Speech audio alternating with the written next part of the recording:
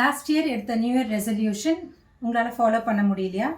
அது ஏன் அப்படின்றது நீங்கள் யோசிச்சிங்களா? இப்போ நம்ம ஆல்ரெடி ஒரு இடத்துல எனர்ஜி அண்ட் எஃபோர்ட்ஸ் எல்லாமே நமக்கு ஃபில் ஆகிட்டே இருக்குது.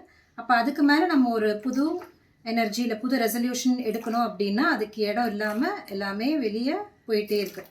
ஸோ என்ன பண்ணலாம், என்ன விடலாம்?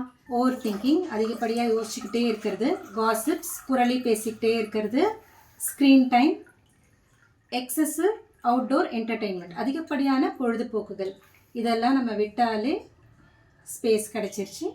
புது ரெசல்யூஷன் எடுத்து தேவையில்லாததை நம்ம அலட்சியப்படுத்திட்டு தேவையானதை நோக்கி நம்ம பயணம் போனாலே நம்மளோட கோலை ஈஸியாக அச்சீவ் பண்ணிடலாம். நம்மளோட ரெசல்யூஷனையும் நம்ம ஈஸியாக அச்சீவ் பண்ணிடலாம். Wish you all a very happy new year 2026.